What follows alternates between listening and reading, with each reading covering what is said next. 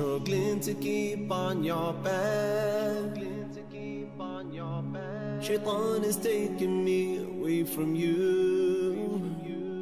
ये धोखे वाला काम ना करें। किसी ने एक सवाल किया, बहरहाल सवाल का अंदाज़ बहरहाल मैं थोड़ा सा सिर्फ चेंज कर देता हूँ। उन्होंने कहा कि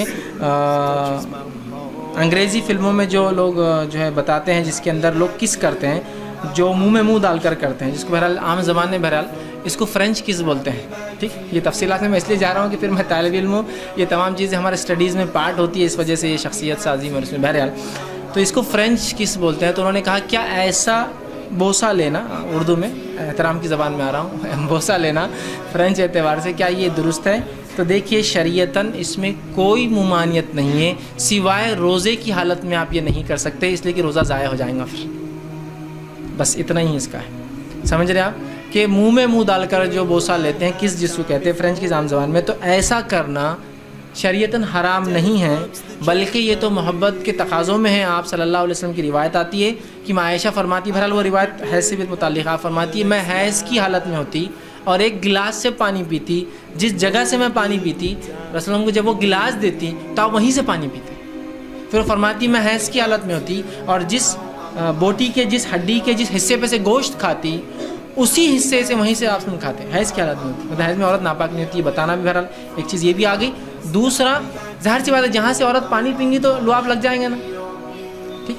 और ये बात याद रखिए, थूक जब निकलता है मुंह से तो गिलाज़त है, मुंह में जब होता तो पाक है, याद रखिए। इसलिए कि आप सामने कई बच्चों को खजूर चबा के मुंह में लगा डाला उनकी, कई बच्चों को आप दम करने के लिए और बड़ों को फूकते हैं और दम में ऐसा फूका जाता है इसमें थूक उड़ता है। बहुत से लोग बोलते थूक बोले तो नहीं, ये भी दम करने के तरीक़े में कि ऐसा फूका जाए इसमें थोड़ा सा थूक उड़ना, तो इससे पता चला लुआब नापाक नहीं। इसी तरह कुछ सहाबा को तकलीफ़ थी, आपने अपना लुआब निकाल कर उस पर लगा दिया, इससे पता चला लुआब नापाक नहीं होता है। तो लिहाजा अगर कोई इस तरह से करे तो शरई एतबार से इसमें कोई ख़बात नहीं, कोई मान नहीं थी, बल्कि मोहब्बत का तकाज़ा हो सकता है। लेकिन ये बात याद रखिए, रोज़े की हालत में ऐसा करने से रोज़ा ज़ाया हो जाएगा, इसलिए कि जब एक आदमी का थूक दूसरे आदमी मुँह में जाएगा तो रोज़ा उसका उससे टूट जाएगा, क्योंकि रोज़े की हालत में आप कोई चीज़ खा नहीं सकते और ज़ाहिर से इसमें मुँह में जा रहा है। तो लिहाजा रोज़े की हालत में अगर कोई आदमी अपनी बीवी को बोसा लेता है तो वो ऊपर से ले सकता है, लेकिन जो इस तरह से वो नहीं कर सकता, याद रखिए। तो शरई एतबार से इसमें कोई ख़बात नहीं है। मैं नहीं जानता कि उर्दू में इसको क्या नाम बोलते हैं, वरना लोग मुझ पर इल्ज़ाम लगा देंगे भाई फ्रांस का नाम डालिए तुमने और पहले फ़ना है। तो बहरहाल